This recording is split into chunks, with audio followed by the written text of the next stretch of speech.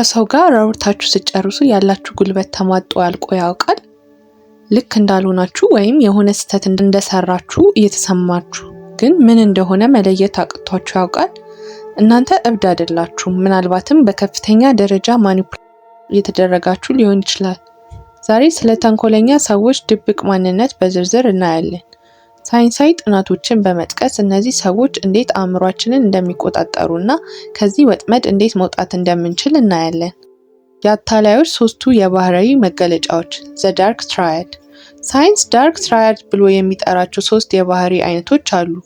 አንደኛው ናርሲሲዝም፣ እኔ ብቻ ልታይ፣ እኔ ብቻ ልመስገን የሚሉ ለሌላው ስሜት ግድ የሌላቸው ሰዎች ሲሆኑ፣ ሁለተኛው ማኪያቬሊኒዝም፣ ይህኚህ ደግሞ ሰዎችን እንደ መጠቀሚያ ወይም ቱልስ ብቻ የሚያዩና እጅግ ስልታዊ የሆኑ ናቸው።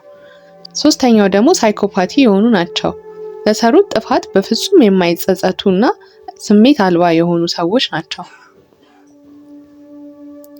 እነዚህ ሰዎች ወደ ህይወታችሁ ሲገቡ መጀመሪያ የሚጠቀሙት ዘዴ ላቭ ባምቢንግ ወይም የፍቅር ናዳ ይባላል። የፍቅር ናዳ በመጀመሪያው ሳምንት ውስጥ የነፍስ አጋሬ ነሽ ይሏቸዋል። ስጦታ ያበዛሉ፣ አድናቆታቸው ወሰን የለውም። ይህ በአንጎላችሁ ውስጥ በከፍተኛ ዶፓሚን ወይም የደስታ ሆርሞን እንዲመነጭ ያደርጋል። ሳይንሳዊ ጥናቶች እንደሚያሳዩት ይህ ልክ እንደ ቁማር ሱስ ነው። መጀመሪያ ከፍተኛ ደስታ ይሰጧቸዋል፣ ከዚያም በድንገት ፍቅራቸውን ይነፍጓቸዋል። በዚህ ጊዜ አእምሯችሁ ያንን የለመደውን ደስታ ለማግኘት ለነሱ ባሪያ መሆን ይጀምራል። ጋዝላይቲንግ፣ የአእምሮ ዝርፊያ። ጋዝላይቲንግ ማለት ያላችሁን እውነታ መካድ ነው። ለምሳሌ ይህን ብለኸኛል ስትሏቸው በፍጹም አላልኩም፣ ትውስታሽ ተበላሽቷል እንዴ ይሏቸዋል። እዚህ ጋር ነው ወርድ ሳላድ ወይም የቃላት ድብልቅልቅ የሚመጣው።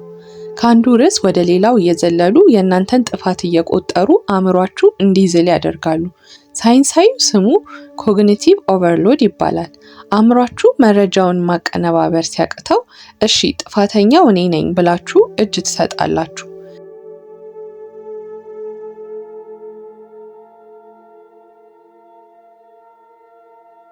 ተጎጂ የመምሰል ስልት ቪክቲም ሲግናሊንግ። የሚገርመው ነገር አብዛኞቹ አታላዮች ራሳቸውን እንደ ተጎጂ ነው የሚያቀርቡት። በ2020 የወጣ የባህሪ ጥናት እንደሚያሳየው ራሳቸውን ሁልጊዜ እንደ ተጎጂ የሚቆጥሩ ሰዎች ለማታለል ያላቸው ዝንባሌ ከፍተኛ ነው ይለናል። ሁሉ ሰው ይጎዳኛል፣ አንቺም እንደሱ ልትሆኚ ነው በማለት በውስጣችሁ የጥፋተኝነት ስሜት ወይም ጊልትን ይፈጥራሉ። ጋዝላይቲንግ።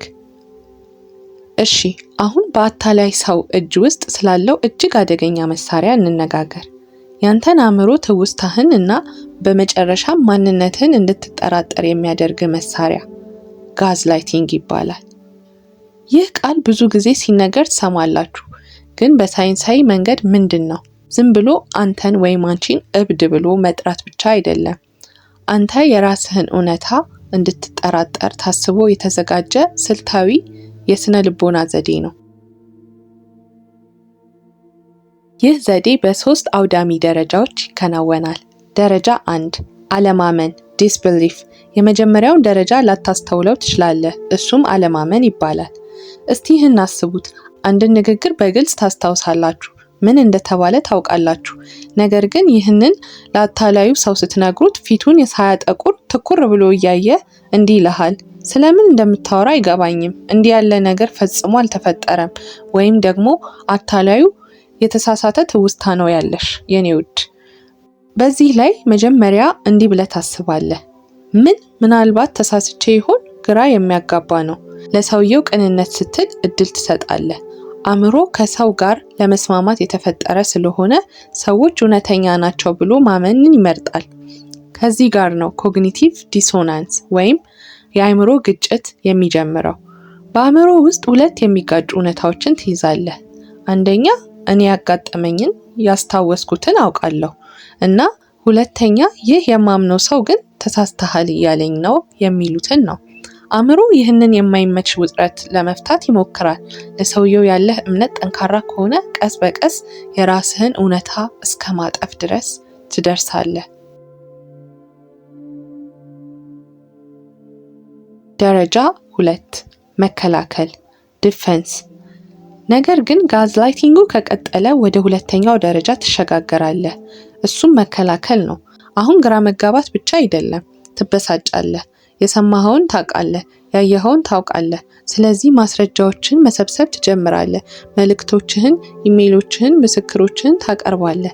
ያንተ እውነታ ትክክል መሆኑን በምክንያት ለማስረዳት ትሞክራለህ። አንተ ግን ይኸው የላክልኝ መልእክት 7 ሰዓት ላይ እመጣለሁ ብለህ ነበር ስትለው አታላዩ በትንሹ ተበሳጭቶ ያንን ነው እንዴ? እየቀለድኩ እኮ ነው። ቀልድ እንኳን መለየት አትችልም? ዝም ብሎ ጽሑፍ እኮ ነው፣ ቃል በቃል አይወሰድም ይልሃል። ወይም ደግሞ የታወቀው ንግግራቸው ጓደኛዬ እዛ ነበረች ስትናገር ሰምታለች ስትለው አታላዩ የሳቀ ጓደኛሽ እሷ እኮ ትጠላኛለች፣ ሁልጊዜ በእኛ መሀል ጠብ ለመፍጠር ነው የምትሞክረው። በእውነት ከኔ ይልቅ እሷን ታምኛለሽ ይልሻል። በዚህ ደረጃ አታላዩ አዳዲስ ጉዳዮችን ጣል ያደርጋል፣ ሀሳብን ያስታል እና የመረጃ ምንጮችህን ያጠቃል።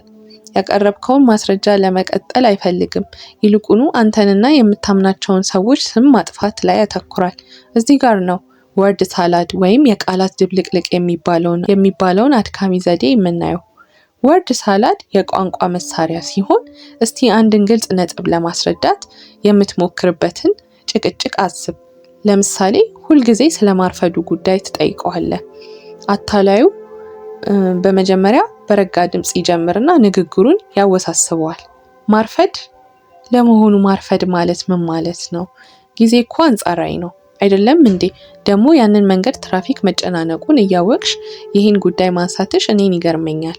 በነገራችን ላይ እናቴ በዛ መንገድ በላይ መኪናዋ ጎማ ተንፍሶባት የደረሰባትን መጥፎ ገጠመኝ ትዝ እንዲለኝ አደረግሽኝ።